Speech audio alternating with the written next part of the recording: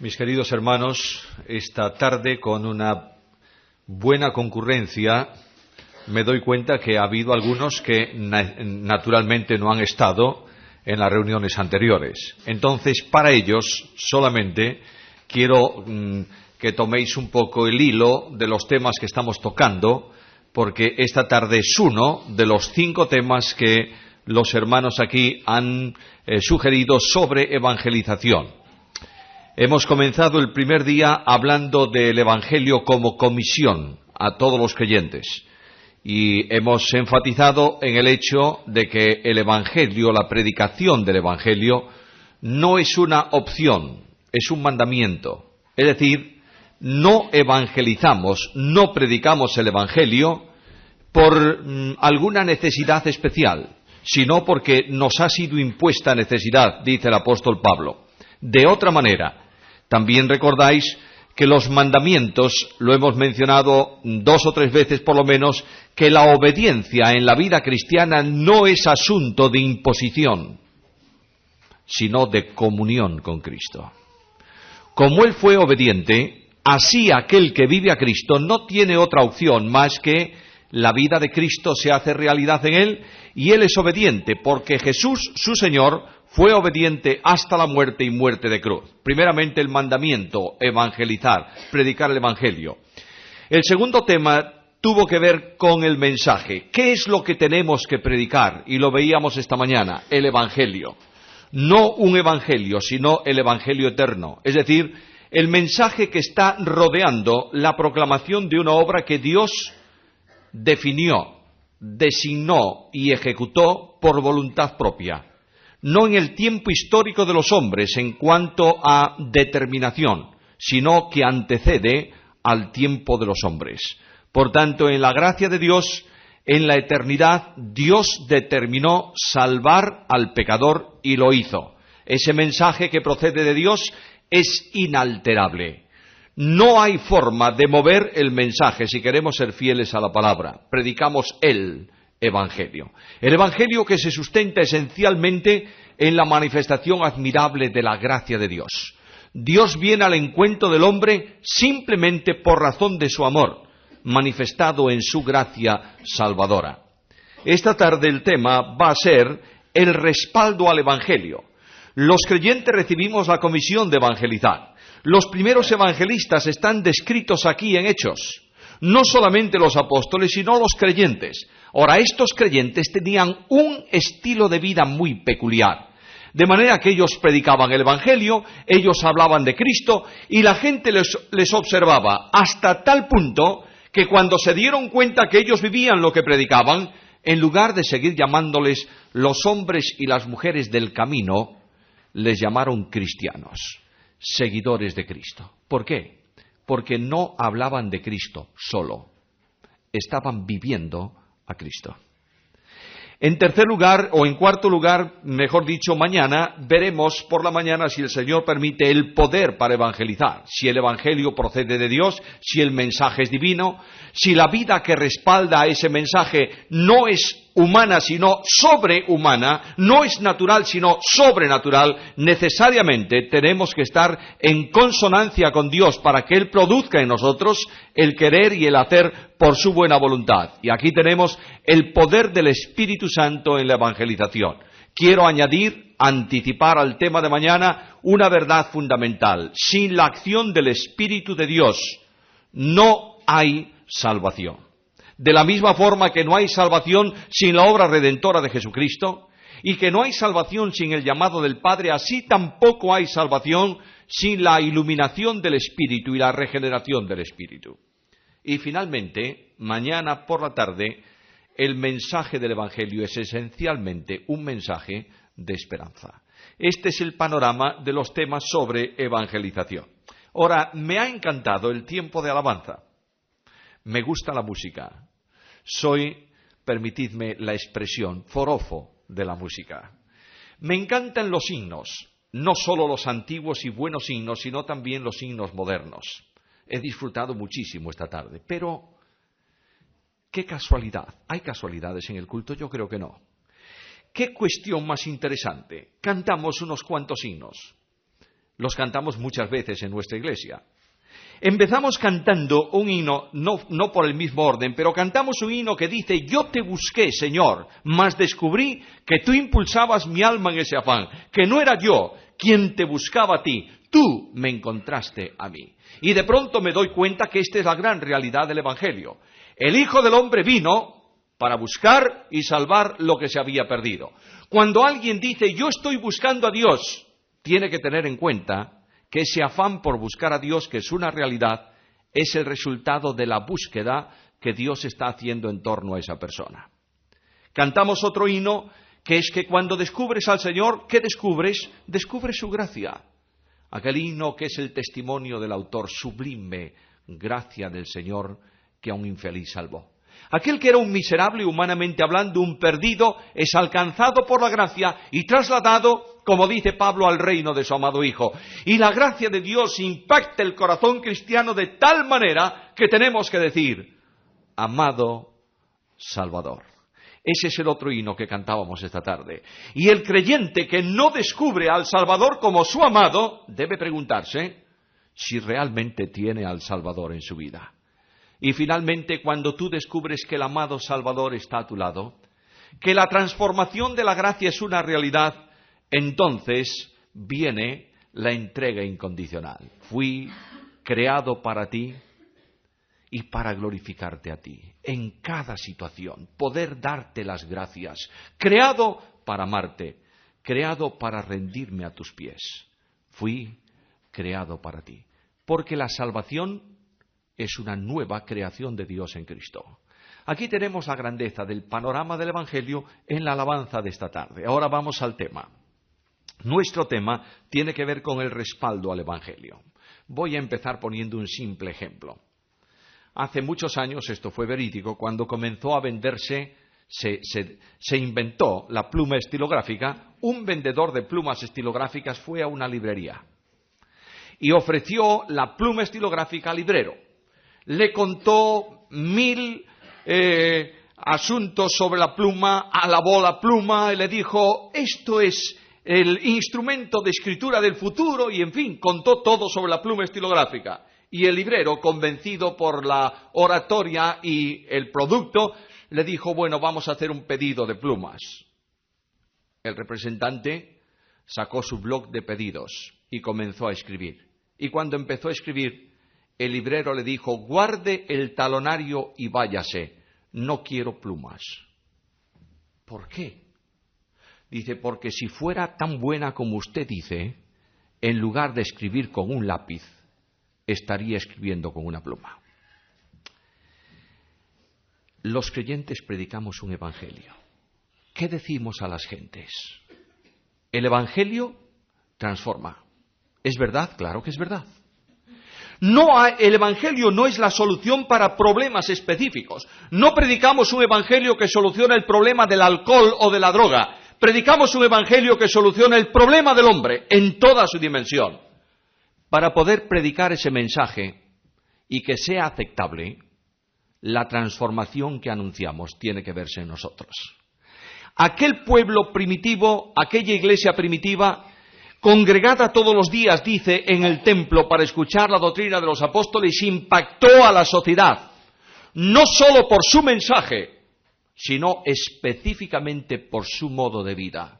De manera que la sociedad estaba observándolos y veía cómo todos conducían, iban juntos al templo, cómo comían juntos en comunión los unos con los otros, cómo lo hacían con sencillez, cómo eran gente alegre, cómo tenían un corazón transparente, no un corazón doble, y alababan a Dios. Y tenían favor del pueblo. ¿Por qué? Porque el evangelio transformador que predicaban había hecho su efecto en ellos. Este es el tema que yo quiero dejar con vosotros esta tarde. Porque, queridos hermanos y amigos, vuelvo a insistir, que el llamado a salvación es esencialmente un llamado a comunión con Cristo. Alguno va a decir otra vez el mismo tema, lo insistiré mientras esté con vosotros. Aunque solamente os acordéis de este asunto, es vital en el tiempo presente. Vida cristiana no es religión, es comunión con Cristo. Vida cristiana no es predicar a Cristo, es vivir a Cristo. Vida cristiana no significa saber mucho de la doctrina de Cristo, significa que Cristo se haga una experiencia vital en tu vida. Y si no tienes esta vida en ti, no tienes la experiencia de la vida cristiana. El apóstol Pablo lo decía con aquellas palabras: para mí el vivir es Cristo, pero Pablo dice: fiel es Dios, por el cual fuisteis llamados ¿a qué? ¿A la salvación? Sí, por supuesto. ¿El llamado de Dios es a salvación? Naturalmente que sí. Fuisteis llamados a la comunión con su Hijo Jesucristo, nuestro Señor. De manera que el llamado de salvación implica necesariamente un llamado a la comunión con Cristo. Y aquel pobre escritor, a los ojos de los hombres, rico a los ojos de Dios, aquel anciano misionero que era Pablo, preso en la cárcel, podía decir desde la prisión: todo lo puedo en Cristo que me fortalece. Aquí está el alma del cristianismo, el fondo del mensaje cristiano, la razón de la proclamación del Evangelio. Cristo, vida en los cristianos. En primer lugar, esta experiencia trae como consecuencia primaria una vida en Cristo. La experiencia de salvación de todos estos, notáis que el texto bíblico dice que el Señor que salvaba añadía cada día a la iglesia, dice nuestro texto, los que habían de ser salvos. Sabéis, los que estudiáis el griego del Nuevo Testamento y los que leéis el versículo en el idioma original, sabéis que ahí hay una expresión que tanto puede traducirse como esto, o tal vez mejor, de esta manera: el Señor añadía cada día a la iglesia los que iban siendo salvos. En este sentido hay casi una idea de predestinación. En el segundo sentido hay una idea de incorporación al cuerpo. Realmente, cuando un creyente, cuando un hombre, una mujer pecadora, una mujer o un hombre lejos de Cristo recibe a Cristo, automáticamente el Espíritu de Dios lo toma y lo bautiza hacia la formación de un cuerpo. Es decir, lo incorpora a Jesucristo para que Jesús, el Cristo de Dios resucitado y glorificado, sea el elemento fundante de la vida cristiana. Lo decía ayer o esta mañana, no recuerdo cuándo, que las ovejas del Señor están en su mano. Luego hemos pasado de una posición de lejanía a una posición de proximidad. Y el Evangelio es un mensaje que en su proclamación anuncia que en razón de esa obra redentora Dios nos incorpora en Cristo a su casa y familia por medio de su poder personal, y que el elemento de sustentación de la vida cristiana no es otro que el mismo Salvador. Estamos en su mano. Dice Cristo: nadie las puede arrebatar de mi mano. Pero todavía hay algo más. Este Padre que llama a salvación y este Hijo que salva, ambos a una, en unión del Espíritu Santo, hacen el gran milagro de perseverancia en la gracia de todos los fieles para que ninguno se pierda. Y dice el Señor: mis ovejas, aquellas a quienes conozco y me siguen, les doy vida eterna, no perecerán jamás, ni nadie las arrebatará de mi mano. Mi Padre que me las dio, mayor que todos es, y nadie las puede arrebatar. ¿De dónde? De la mano de mi Padre. ¿Cómo es esto? Estamos en la mano de Cristo o en la mano del Padre. Y la cuestión es muy sencilla de entender. Cristo pone su mano como base de vida. El Padre pone su mano como protección de vida. Y entre la mano de Cristo y la mano del Padre estamos los creyentes. De manera que el Hijo sostiene permanentemente ese estado de comunión.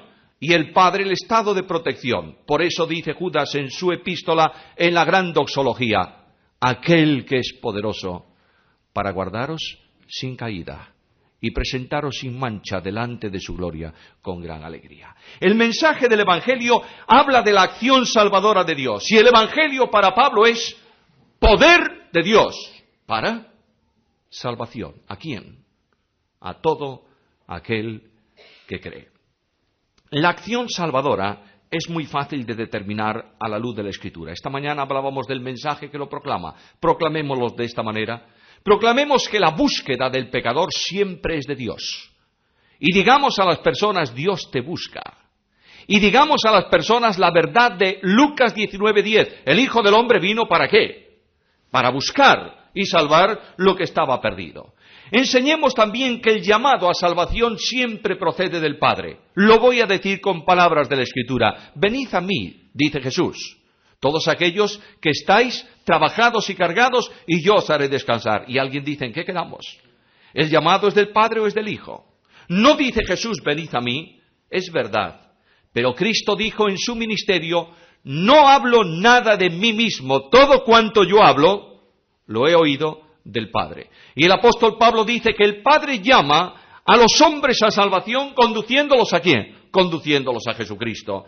En tercer lugar, hemos de enfatizar que el Evangelio es un mensaje que habla de recepción incondicional por parte del Salvador.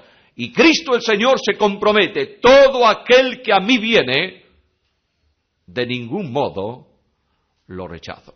No hay nadie esta tarde, y es un ministerio para creyentes, pero yo quiero en alguna medida hacer una aplicación del Evangelio. No hay nadie esta tarde en este lugar, por perdido que sea, por alejado que esté de Dios, por rebelde que sea a su gracia, no hay nadie que sin un acto de fe ahora diga a Cristo, Señor, perdóname y sálvame. Cristo no lo reciba. Nadie que a mí viene será rechazado, dice el Señor. Ahora, la unión con Cristo produce salvación. Mis amados hermanos y amigos, tenemos que tener también muy claro este concepto. Nadie se salva por estar cerca de Jesús. Nadie. Cristo dijo, yo soy la puerta. El que por mí entrare, solo ese será salvo. Hay muchas personas, yo creo que esta tarde puede haber entre nosotros personas que están enormemente cerca de la puerta. Han venido, han oído el mensaje, están ilusionados, han llegado al borde de la puerta de la gracia de salvación. Miran el camino admirable que conduce al cielo, sienten los cánticos de aquellos que caminamos en ese camino y ven la gloria al final del camino que es Cristo mismo. Si no entras por esa puerta, estás absolutamente perdido. Cristo enseña con toda claridad, yo soy el camino, pero para acceder al camino que lleva al Padre es necesario que entremos por la puerta. Una vez que el hombre, el pecador, se ha entregado al Salvador, ha creído en el Salvador, ha rendido su vida al Salvador, en ese instante de fe el Espíritu Santo lo toma y lo une vitalmente a Cristo. ¿Para qué? Para que reciba vida eterna. A veces nosotros hablamos de vida eterna, especialmente los creyentes, solemos decirlo muy a menudo, ¿verdad? Cree en el Señor Jesucristo y tendrás vida. ¿Y qué vida? Vida eterna. Y alguna persona nos pregunta, ¿y qué es eso de la vida eterna? Y nosotros le decimos, pues mira, es una vida que Dios te da hoy y que no termina nunca. ¿Eso es vida eterna? No, eso es vida perpetua. Una cosa que comienza y no termina no es eterno. La vida eterna es la vida que no empieza ni termina, no tiene tiempo. ¿Quién tiene esa vida? Solo Dios. Este Dios admirable, este admirable Dios, toma al pecador muerto y lo resucita al unirlo al mediador que es Cristo, que tiene vida en sí mismo. ¿Qué tipo de vida? La vida de Dios, la naturaleza divina.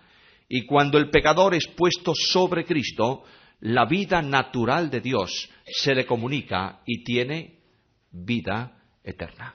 ¿Sabéis qué dice Pedro? Debido a las preciosas y grandísimas promesas, es el contenido del Evangelio, nosotros hemos sido hechos participantes de la divina naturaleza. Esto es vida eterna. A veces tenemos un poco de confusión en relación con la vida de Dios. Yo voy a hacer un brevísimo paréntesis aquí. No estamos dando un tema sobre espiritualidad trinitaria. Solamente quiero deciros que hay dos elementos que vinculan, unen, ligan, entiéndelo como prefieras, el seno de la Trinidad y las personas divinas. Dios no puede independizarse una persona de la otra y marcharse cada uno por su sitio por una razón o por dos razones. Ambos tienen la misma vida o naturaleza, es decir, las tres personas tienen la misma naturaleza y la misma esencia.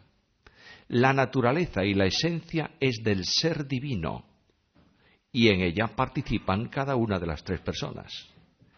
La esencia de Dios se manifiesta en perfecciones que nunca Dios podrá comunicar a ningún ser. Por ejemplo, Dios es omnipotente. ¿Tú puedes ser omnipotente? No. Dios es omnisciente. ¿Tú puedes ser omnisciente? No. Dios es omnipresente. ¿Puede ser omnipresente algún ser? No, solo Dios. Eso tiene que ver con la esencia divina. La naturaleza son las perfecciones que Dios tiene en grado infinito y comunica al hombre en grado limitado.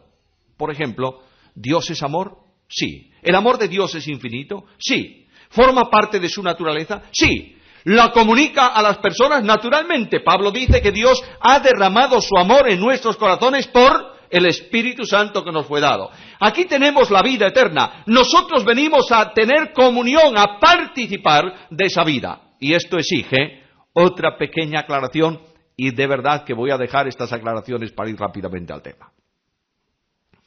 Cuando estudias comunión en la Biblia, tienes que distinguir dos palabras que son semejantes o complementarias. Una es participación y otra es comunión. Participar significa tomar una parte de algo. Cuantas más personas participan de esa parte, ¿qué ocurre? ¿Aumenta o disminuye la parte? Disminuye. Imagínate que partimos el pan hoy por la tarde. ¿Por qué no podemos hacerlo? Podemos hacerlo, el Señor dijo las veces que sea. Partimos el pan. Han previsto la asistencia de 50 personas y pusieron pan para 50. De pronto estamos no sé cuántos aquí. Llegaría, si tomamos muy poquito cada uno, tal vez. Pero imagínate que de pronto viene otra tanta cantidad. ¿Llega el pan? No. No podemos seguir participando. ¿Por qué? Porque se agotó. La comunión es totalmente distinta. Cuantos más participan, mayor comunión. Pongo un ejemplo. Yo traigo una vela, la coloco aquí delante y la enciendo. Cada uno de vosotros trae una vela apagada. Viene a mi vela encendida y toma luz, toma fuego con su vela. ¿Aumenta o disminuye la luz? Aumenta. Y si vienen el doble y toman de la vela encendida, aumenta. Esta es comunión. De manera que la comunión con Dios trae como consecuencia la participación de su vida, que como es infinita, siempre hay vida para todos nosotros. Hermanos queridos, ¿sabéis cuál es la consecuencia que esto trae? ¿Sabéis cuál es la consecuencia que trae aparejado esto? La comunión con Dios es una experiencia de vida que se manifiesta en el modo de vida.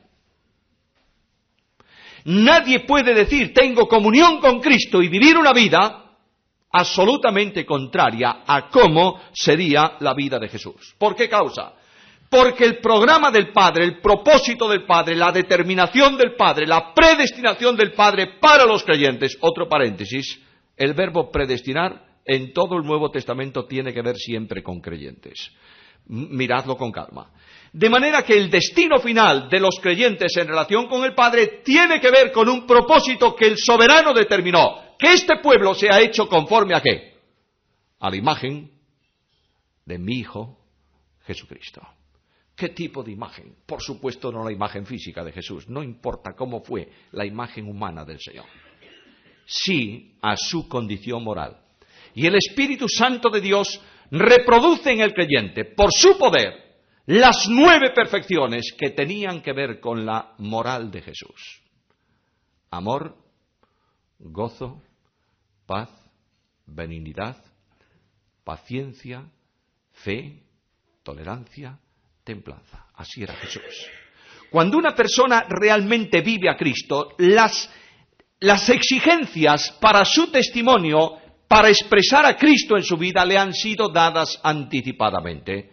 El amor de Cristo derramado por el Espíritu en nuestros corazones, la forma de pensamiento que se adapta a Cristo porque tenemos la mente de Cristo y la conducta admirable de Jesús en la acción transformadora del Espíritu Santo de Dios. ¿Cuál es el resultado, queridos hermanos? Este pueblo es un pueblo de condición celestial. Es decir, la orientación del creyente no es dejar el mundo y sus cosas físicas, es dejar el elemento esclavizante que es el mundo y sus cosas. Y la orientación del creyente, en razón de que tiene a Cristo y vive a Cristo, es una orientación celestial. Si pues habéis resucitado con Cristo. Y Pablo dice, como yo he resucitado con Cristo, ya no vivo yo. Si habéis resucitado con Cristo, buscad las cosas de arriba. ¿Por qué? ¿Por obligación? No, Señor. Porque allí está sentado Cristo, a la diestra de Dios. Luego el creyente que busca las cosas del cielo como asunto primario, no lo hace por mandamiento, por imposición de iglesia, ni por norma de religión. Lo hace simplemente porque está viviendo a Cristo. Y la vida suya, radicada ya, le cambia su perspectiva natural en el tiempo presente. Además, el creyente tiene un sentimiento especial, una sensibilidad muy grande hacia sus hermanos, un amor muy profundo, por lo menos debiera, porque ha sido dotado ¿con qué? Con el mismo sentir de Jesús. Y el apóstol Pablo dice, haya en vosotros, ¿qué cosa? El mismo sentir que hubo también en Cristo Jesús. Este es el resultado de la vinculación con Cristo, de la posición del salvo en Cristo. Yo quiero recordar esto, mis queridos hermanos, porque es muy necesario. Posiblemente a lo largo de tantos años de presencia de nuestras amadísimas asambleas, nos hemos ido haciendo no antiguas, sino viejos. La diferencia entre viejo y antiguo es muy sencillo. Lo antiguo gana de valor con el tiempo, lo viejo se estropea.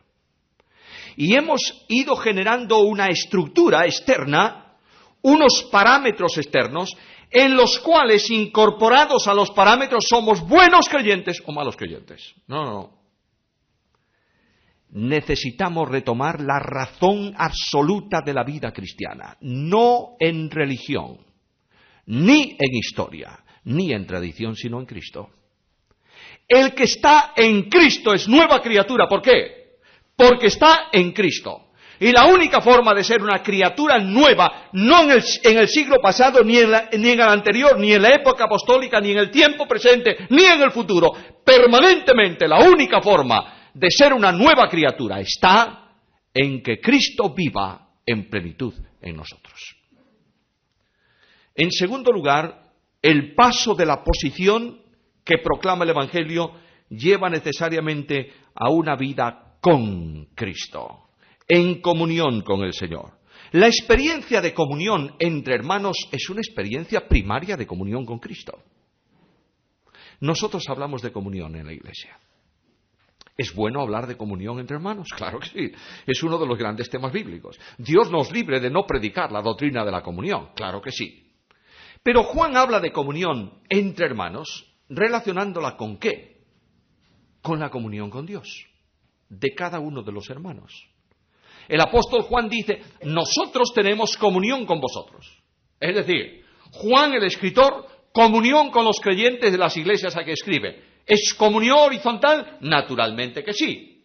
Pero Juan añade inmediatamente y esa preposición griega ahí se puede traducir perfectamente por la expresión ¿por qué? De manera que tenemos comunión unos con otros porque nuestra comunión es esencialmente con el Padre y con su Hijo Jesucristo. La comunión corporativa entre los miembros del cuerpo que es la Iglesia se establece por la cabeza. Y fuera de la cabeza no hay comunión, hay apariencia. De manera que los creyentes que tenemos comunión con Cristo, como la comunión de cada uno de nosotros es con Cristo, nosotros tenemos comunión con todos los hermanos en razón de que tenemos comunión con Cristo. Cristo interrumpe la comunión, Él con un creyente, un miembro de su cuerpo, por pecado manifiesto en la vida de esa persona sin confesar. Pero cuando tú rompes la comunión con un hermano salvo por esta causa, estás rompiendo la comunión con Cristo. Quiero decirlo muy claramente, hermanos.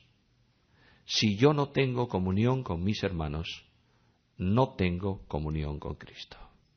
Porque la comunión entre hermanos es la comunión verdaderamente con el Padre y con su Hijo Jesucristo. Ahora, la vida con Cristo demanda esencialmente santidad. ¿Vosotros veis a estos creyentes de la iglesia primitiva? no tenían una estructura eclesiástica muy definida. Simplemente iban al culto cada día. Iban a una hora en donde nadie iba al templo, más o menos las 3 de la tarde. Bueno, porque era la hora en que podían reunirse. Iban todos los días al templo, pero estos perseveraban unánimes. Tenían una misma alma. Y el pueblo de Jerusalén estaba impactado frente a la relación amistosa de estos creyentes. No se conocían muchos de ellos, probablemente, pero iban a partir el pan a comer juntos por las casas. Ninguno agraviaba a su hermano.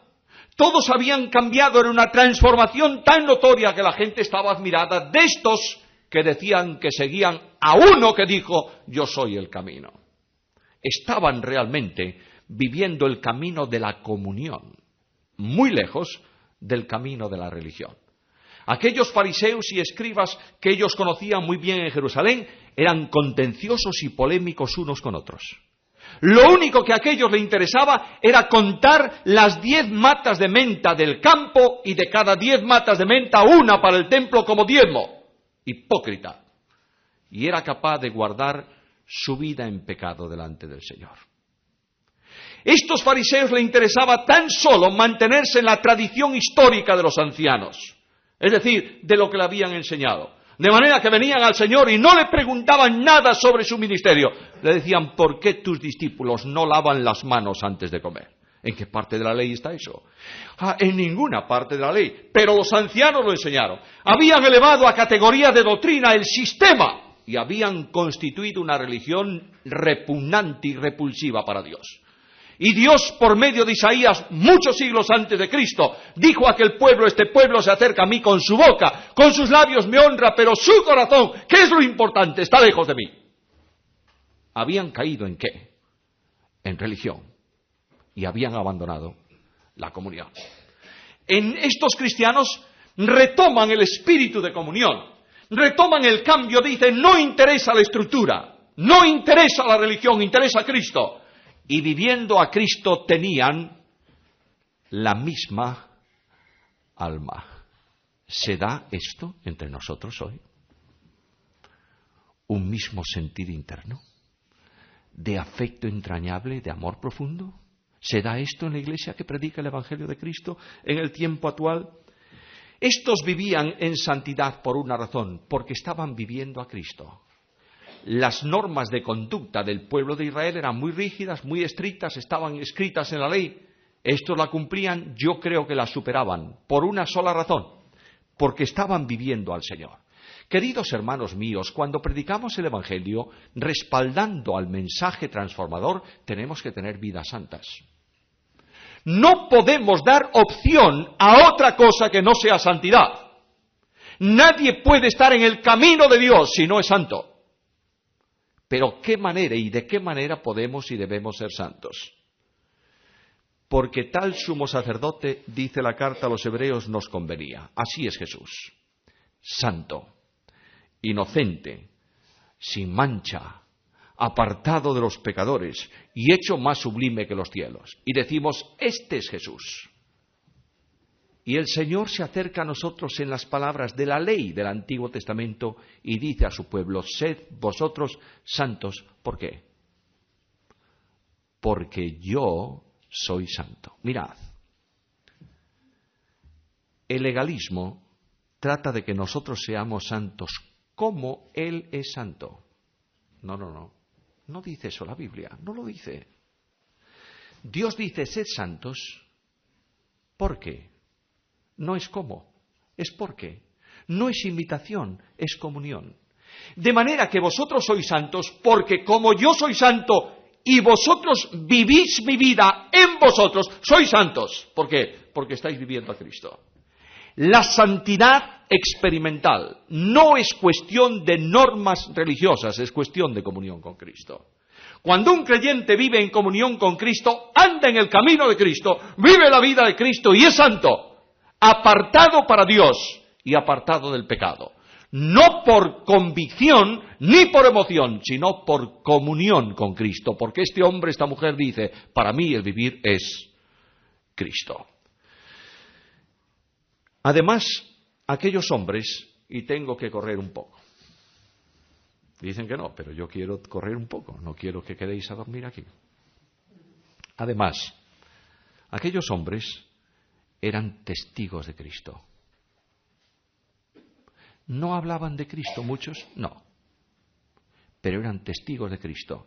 Es decir, la gente de Jerusalén miraba a aquel grupo de cristianos y decían, están viviendo como Jesús. Se acercan unos a otros y se aman, tienen compasión de los pobres, tienen un ministerio social impresionante, no hay disputas ni polémicas entre ellos, así era Jesús. Y están observando a Jesús en la vida de los cristianos, por una razón, porque Cristo dijo a los suyos, vosotros me seréis testigos. Notad que ahí hay un pronombre personal. No dice Cristo, vosotros seréis testigos del Evangelio hablando de mí. Dice vosotros, a mí seréis testigos. Es decir, yo me haré visible en el mundo de los hombres por medio de la vida de los cristianos. Por honestidad, por santidad, por amor. Y el mundo verá que realmente yo he sido enviado al mundo con un mensaje de salvación, una obra de salvación y una misión de comunión en un pueblo renovado. Además, aquellos cristianos manifestaban la comunión, los unos con los otros. Versículo 42. Perseveraban en la doctrina de los apóstoles. Los apóstoles todos los días iban y enseñaban doctrina, que es lo que quiere decir el versículo. Y claro, naturalmente, a medida que ellos conocían la doctrina, es decir, la enseñanza bíblica, vivían de acuerdo con esa enseñanza bíblica.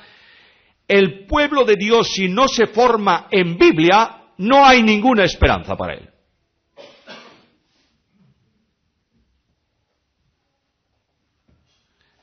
En la medida en que la Biblia, expuesta sistemáticamente desde el púlpito, ha sido sustituido por el ministerio devocional, hemos abordado el fracaso del pueblo de Dios. Porque lo único que tiene poder para discernir las intenciones del corazón es la palabra. Lo único que Dios bendice es su palabra, no la nuestra, la suya. De manera que cuando el escritor de la carta a los hebreos habla de la Biblia, dice que la Biblia es un instrumento poderoso. Es vivo y eficaz. Vivo y eficiente. Actúa siempre en la vida de las personas. Y dice que discierne los pensamientos y qué más. Las intenciones. Vosotros sabéis que a veces nosotros tenemos buenas intenciones, humanamente hablando, pero no son las intenciones de Dios. Ahí tenéis un simple ejemplo del religioso Saulo de Tarso, el fariseo, no convertido aún. ¿Qué decía él? Yo perseguía a la iglesia de Cristo creyendo que hacía ¿qué? Un favor a Dios. Tenía una buena intención religiosa, pero una malévola intención delante de Dios. Solamente la Biblia te ayuda, te hace entender cuál es la intención por la que tú estás haciendo algo. No te equivoques, la Biblia, solo la Biblia, nada más que la Biblia. Es urgente, necesario retomar la enseñanza. Cuando estos vivían de esta manera, había entre ellos una maravillosa unidad en comunión. No voy a pararme esta tarde en este tema. Quiero deciros, queridos hermanos y hermanas, que Cristo hizo una oración al Padre muy seria en cuanto a unidad.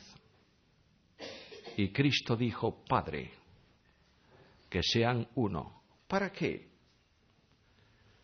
Para que el mundo conozca o crea que tú me enviaste. La unidad de la Iglesia es algo hecho definitivamente. Nadie la puede hacer. No trates de hacer la unidad ecuménica, que es una unidad por fuera. Déjala.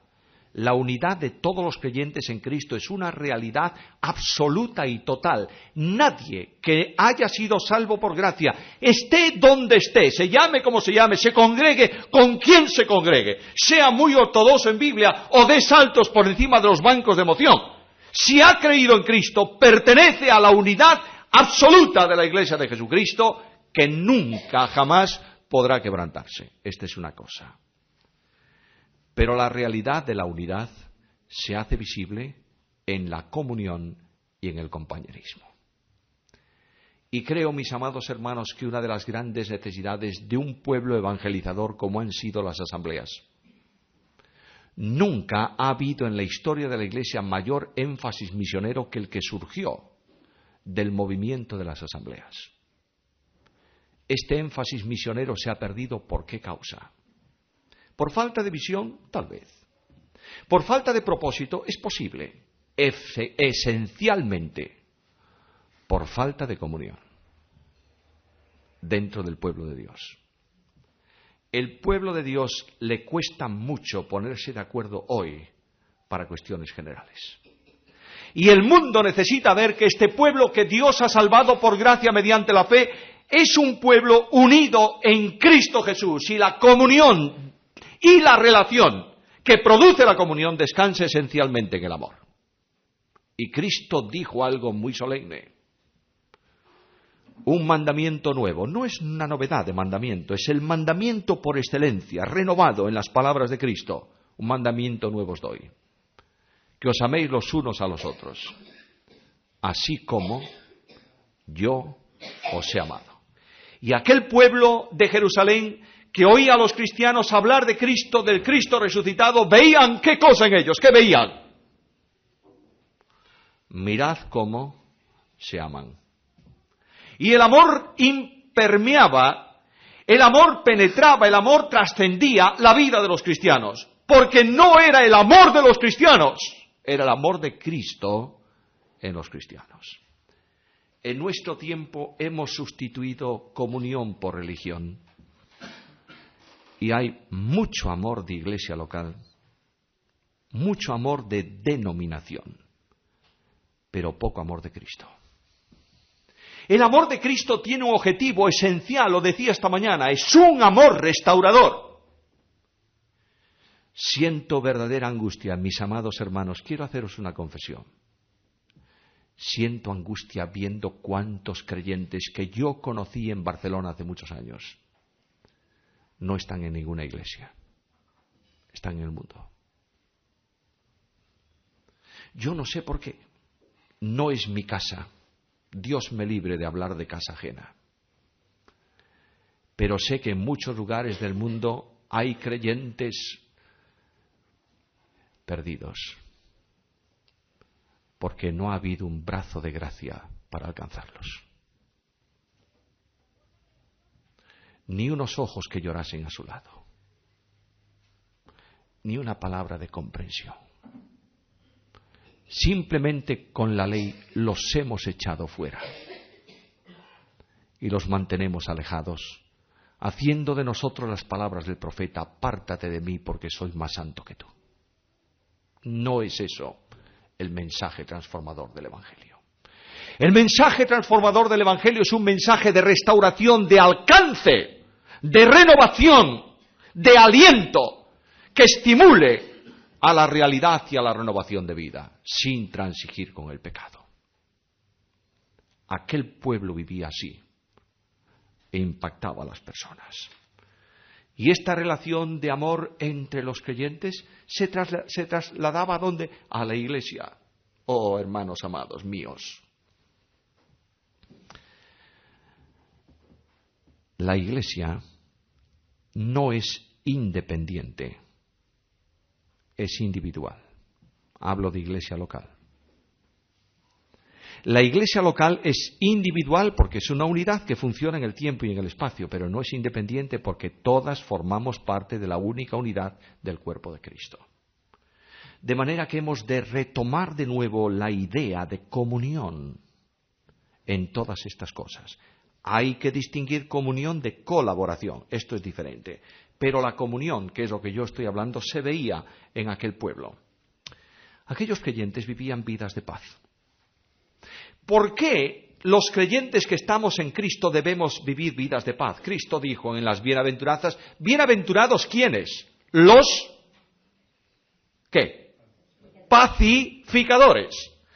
Ahora, un pacificador no es solamente aquel que cuando dos se dan de bofetadas va y dice, no os peguéis tanto. Bueno, esto es conducta humana, natural. Si tú ves en la calle a dos dándose de trompadas, lo que vas tú, si puedes, y ponte a un lado para que no te alcance a ti, decir, hombre, pero ¿por qué estáis pegando de esa manera? Bueno, esto es cosa humana. Pacificador es aquel que busca la paz como modo de vida y la sigue, dice el Salmo. ¿Por qué causa? Porque está viviendo aquel que dijo, mi paz os dejo. Otra vez volvemos a la misma esfera de comunión. La paz solo es posible en la vivencia de Cristo. Cuando Cristo habla de paz en aquel texto dice dos grandes verdades. Primera, la paz de relación la dejo hecha, mi paz os dejo, la paz os dejo. Dice Cristo, es decir, la paz de relación entre el hombre y Dios queda concluida porque yo voy a hacer de puente de paz, muriendo por el hombre en la cruz. Mi paz os regalo, la mía, la que Jesús de Nazaret, el hombre perfecto, sentía aquella noche frente a la angustia de los discípulos. Y que cuando vio las caras tensas de aquel grupo de hombres, le dice, no se turbe vuestro corazón, creéis en Dios, creed también en mí. Y le dice, mirad, en el mundo tendréis aflicción, pero confiad, yo he vencido al mundo. ¿Cómo podemos vivir una vida de paz? Pablo lo decía esta mañana, me parece, de aquellas dos hermanas de Filipos, Evodia y Síntique, dice que sean, ¿de qué? De un mismo sentir en el Señor. Luego la paz de aquellas dos hermanas encontradas se resuelve ¿cómo? Viviendo la paz de Cristo. Hermanos amados míos, tenemos un pueblo lleno de tragedias espirituales, sembrador de discordias en lugar de vivir en paz. La paz parece ser que ha desaparecido de muchas congregaciones y de la vida de muchos cristianos.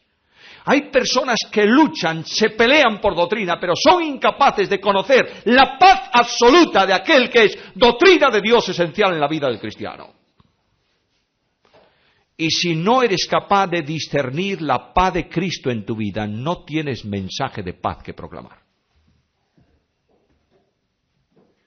Vivían en paz. Y aquel pueblo era un pueblo libre. Si hay algo admirable en el Evangelio es que predica un mensaje ¿de qué? ¿De qué? ¿De libertad o no? Naturalmente. Y ese mensaje de libertad, el que está interesado en que no exista es el carcelero que nunca abre la puerta a los presos, Satanás. Cuando la Iglesia se constituye y la libertad tremenda que produce el vivir en Cristo se manifiesta, los mensajeros suyos entran en las iglesias para decir a los cristianos, si no os circuncidáis y guardáis la ley, no podéis ser salvos. ¿Qué estaban haciendo? Volviendo a poner, ¿qué cosa? Cargas, para que el pueblo de Dios, en vez de ser un pueblo libre, fuese un pueblo ¿cómo? Un pueblo esclavo. A lo largo de la historia la religión ha ido poniendo pruebas y trabas y cargas y losas que condicionan la libertad en Cristo. Libertad en Cristo no es hacer lo que tú quieres, ¿eh? Como soy libre hago lo que me da la gana. A lo mejor sigues, si dices eso, eres esclavo, ¿eh? Ser libre en Cristo no es hacer lo que quieres, es hacer lo que debes, conforme al plan de Dios. Ser libre en Cristo es decir cada momento al Señor, Señor, ¿qué quieres que yo haga? Eso es libertad en Cristo. La iglesia libre no es la iglesia que ora para que el Señor bendiga su programa, sino que dice al Señor, Señor, estoy en el siglo XXI, en el año 2002, ¿qué quieres que yo haga hoy en este tiempo? ¿Qué quieres que haga? Es una oración que no solemos hacer porque tenemos miedo a la libertad del Espíritu. Tenemos miedo a que el Espíritu de Dios tome el control de la iglesia y diga, vamos a orientar esto de otra manera. Hermanos amados, aquel pueblo era un pueblo verdaderamente libre. Yo quiero recordarte algo y voy a pasar inmediatamente al segundo punto y terminamos enseguida. Cuando se habla de libertad, ¿la libertad es el resultado de la comunión con Cristo o no? Claro. Si el Hijo os libertare, seréis verdaderamente libres. ¿Solo cuándo? Cuando el Hijo os liberta. Y ahora viene la teología religiosa. Y dice, sí, Cristo nos ha libertado cuando nos salvó y nos justificó y nos declaró delante de Dios aptos para ser herederos de su reino y miembros de su casa y familia. ¿Solo ahí? No, Señor. Lo que dice la Escritura es que el libertador que es Cristo te liberta solo en la medida en que tú vives a Cristo. Porque las cadenas de esclavitud que sujetan al hombre natural son tres. La cadena del yo, la cadena del mundo y la cadena de la carne. Cuando el yo está sujetando al cristiano, es incapaz de amar, incapaz de perdonar. Cuando la carne sujeta al cristiano, no solamente puede caer en esas pasiones vergonzosas del adulterio y de la concupiscencia y de la fornicación, cae en pleitos, celos, iras, contiendas y divisiones. Y cuando el mundo sujeta al creyente, el creyente ama las cosas del mundo. Y ahora preguntamos, ¿y qué son las cosas del mundo? Algunos piensan que las cosas del mundo es ir a ver un Madrid-Barcelona al Nou Camp. Bueno, si no te acuerdas de la familia del árbitro, no haces ningún mal que yo sepa en ver el partido. Las cosas del mundo no son cuestiones materiales transitorias, sino espirituales profundas. Juan lo dice. Porque todo lo que hay en el mundo, la concupiscencia de la carne, la concupiscencia de los ojos y la soberbia de la vida, no proceden del Padre, sino del mundo. Contra estas cosas tú no puedes luchar por ti mismo. Son temas espirituales. Ahora, cuando Cristo está implantado en tu vida y la vida de Cristo, el libertador, se produce en ti, el yo queda sujeto por una razón, porque ya no vivo yo. ¿Quién vive? Vive Cristo en mí. Y Cristo es amor, paz y perdón. ¿Y la carne qué? Dice Pablo en la Carta de la Libertad. Porque todos los que han sido bautizados en Cristo han crucificado la carne ¿con qué? Con sus pasiones y deseos. De nuevo el libertador. ¿Y el mundo qué? Más lejos esté de mí gloriarme sino en la cruz de nuestro Señor Jesucristo, por quien el mundo me ha sido crucificado a mí y yo al mundo. ¿Cómo puede ser libre, hermano? ¿Cómo? ¿De qué manera la Iglesia de Cristo puede ser una iglesia absoluta, verdaderamente libre? ¿Cómo podemos proclamar un mensaje de libertad en el cual el mundo vea que realmente somos libres? ¿De qué manera? Solo viviendo a Cristo, solo así. Y uno de los grandes retos que la Iglesia evangélica en España tiene hoy es tomar ese concepto bíblico y hacerlo realidad en la experiencia de las congregaciones y de los cristianos. Hermanos míos amados, para vuestra bendición, para gloria de Dios y para avance de la Iglesia, basta de religión. Basta. Terminemos con eso. Es necesario restaurar la comunión con Cristo. Y que Cristo sea Señor en la Iglesia y en la vida de cada uno de los creyentes. Finalmente, estos creyentes vivían vidas de esperanza. Ahí tenéis a Pablo, y esto tiene que ver con el último tema, no voy a avanzarlo esta noche. Ahí tenéis a Pablo. Estoy en la cárcel, Timoteo.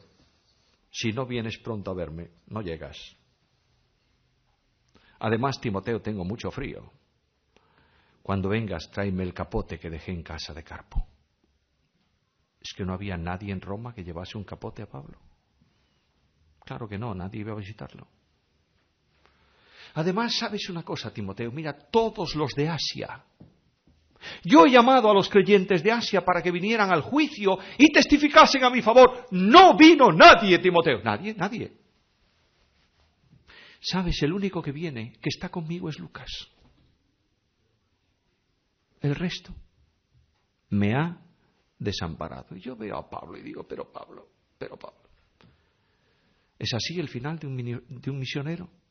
¿De un apóstol, de un ministro de Cristo? ¿Tiene que terminar así su vida?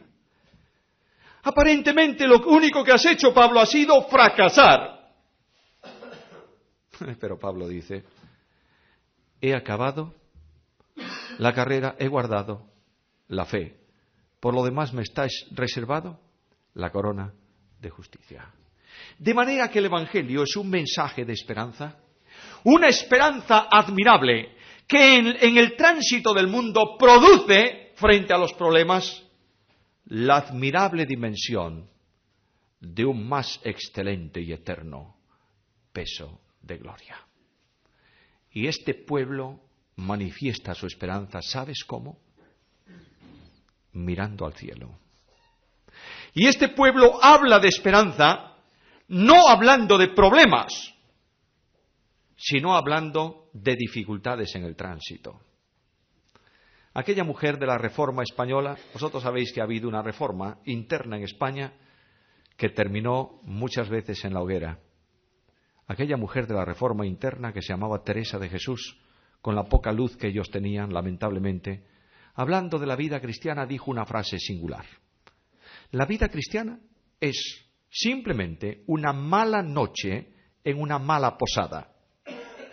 Claro, tú te metes en una posada donde la cama no es cómoda, donde puedes encontrar pulgas, donde las sábanas están sucias, donde no hay agua en el servicio. Esa es una noche muy mala. ¿Cuánto tiempo dura?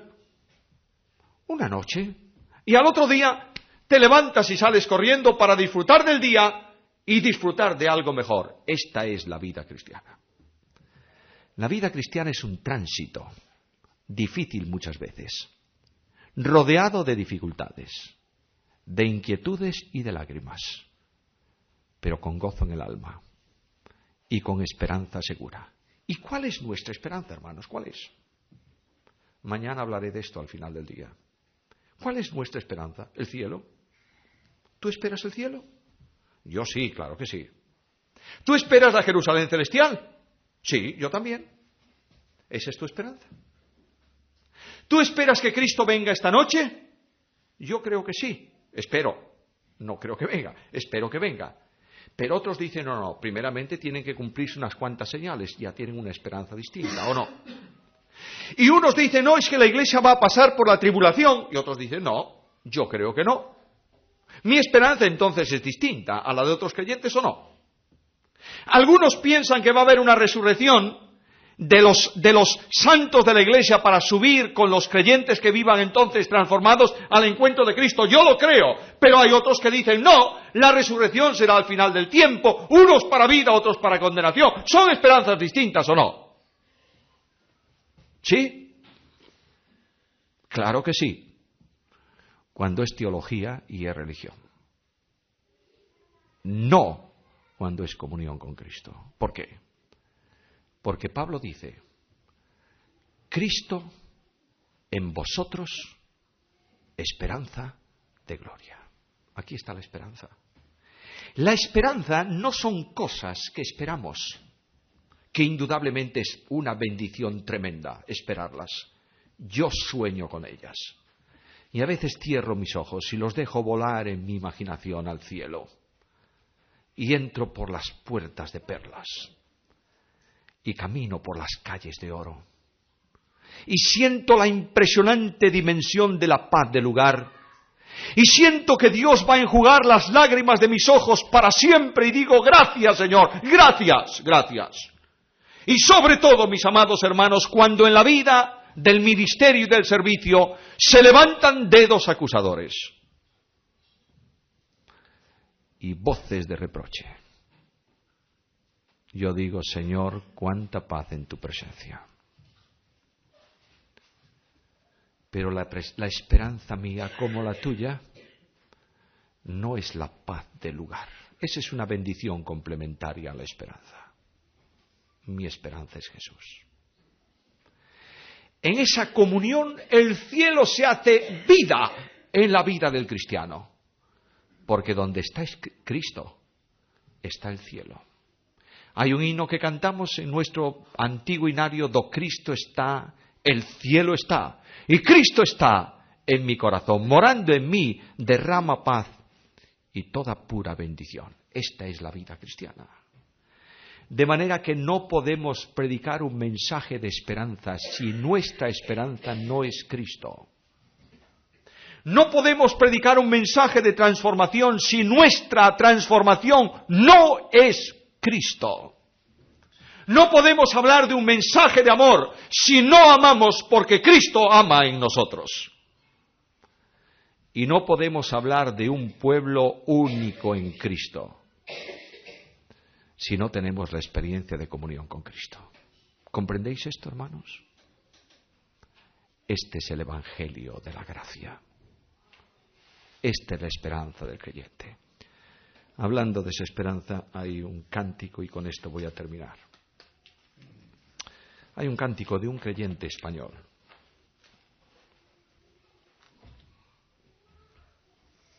Se llama Marcos Vidal. Y este hombre escribió cosas fantásticas. Y una de las cosas que a mí me emociona tremendamente es un cántico de él que dice: solamente una palabra, solamente una oración cuando llegue a tu presencia, oh Señor. No me importa el lugar de la mesa en que he de estar, ni el color de mi corona, si la llego a alcanzar. Solamente te suplico que me escuches y que pierda mi mirada en tu mirada, y que pasen muchos años y que nadie diga nada, porque estoy viendo al Maestro cara a cara. ¿Sabéis qué es eso? Comunión en la esperanza. Yo anhelo esta tarde, el Señor es testigo de esto, anhelo profundamente el momento de entrar en el cielo, no para descansar en los edificios admirables de oro, ni correr por sus calles y sentir la paz del lugar. Quiero llegar al cielo para decirle al Señor: bendito Salvador, tú eres mi Señor. Y decirle en el silencio del alma: gracias, Señor, porque tú me has amado. Gracias porque tú moriste por mí. Esa expresión tremenda de ese himno que cantábamos antes, que es uno de mis himnos favoritos, amado Salvador. ¿Sabéis que esto pertenece a la época del avivamiento? Amado Salvador, cuán dulce es para mí tu nombre pronunciar y acercarme a ti. Reclamo tu amistad. El himno inglés dice: deseo tu amistad. Amigo tú, Señor, de aquel que de verdad se siente pecador. Mi duro corazón oyó hablar de ti, y entonces yo clamé: oh, ten piedad de mí. Así yo cantaré, pues sé que es la verdad. El soberano Dios me da su amistad. Oh Señor, mi Dios Salvador, yo tuyo solo soy, y tú mi Señor. Este es el Evangelio, ¿sabéis? Este es el Evangelio. Esto es lo que el mundo necesita ver, queridos. Necesita ver a Cristo en los cristianos. Ahora yo debo sentarme, pero siento del Señor hacer una invitación esta noche. Yo no sé si todos los que están presentes son cristianos. ¿Sabes qué es ser cristiano? Es tener a Cristo en tu vida. Es decir al Señor: Señor, soy un pecador, perdóname, Señor, sálvame, Señor. Yo no sé si todos los presentes tienen esta experiencia de entrega al Salvador. Quiero decirte, querido hermano, querido amigo, quiero decirte que si no tienes a Cristo, no tienes vida, ni perdón de pecados, ni esperanza. Quiero decirte que el tiempo para recibir al Señor Jesucristo es un tiempo que se agota en tu experiencia personal. Quiero decirte que si pasas a la eternidad ahora como estás cerca de Jesús, pero sin Cristo, te pierdes para siempre.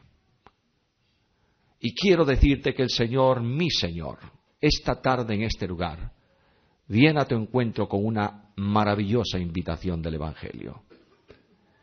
venid a mí todos los que estáis trabajados, cargados, que yo os haré descansar. Y la pregunta para ti en el nombre del Señor es esta: ¿estás cargado y trabajado? ¿Tú sabes que necesitas a Cristo en tu vida? ¿Sabes que necesitas recibirlo como Salvador para que perdone tus pecados y te dé vida eterna? ¿Lo sabes? Y si lo sabes, y sientes que la invitación del Evangelio es para ti, esta es la ocasión para que ahí donde tú estás, en el silencio de tu alma, digas al Señor: Señor, sálvame y perdóname.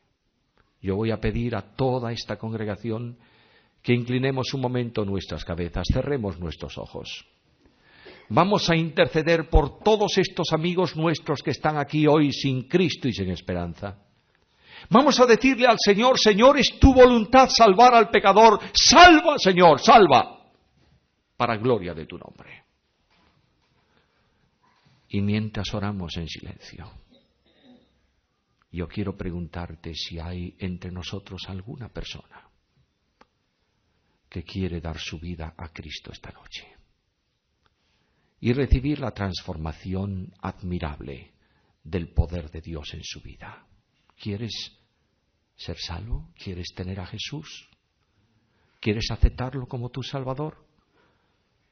Si hay alguien que lo hace, quiere, por favor, ponerse en pie ahí donde está o levantar su mano para que sepamos que hay alguna persona que está diciendo a Cristo: Señor, sálvame. ¿Hay alguien que lo hace entre nosotros hoy?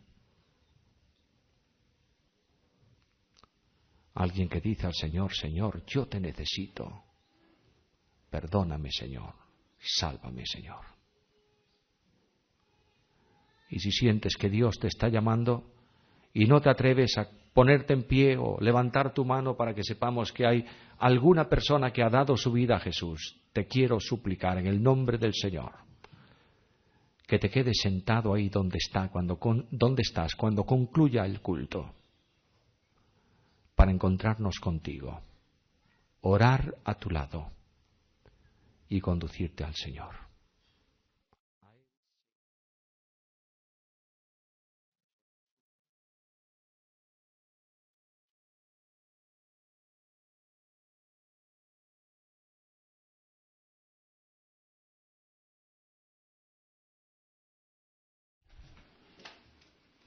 Siguiendo con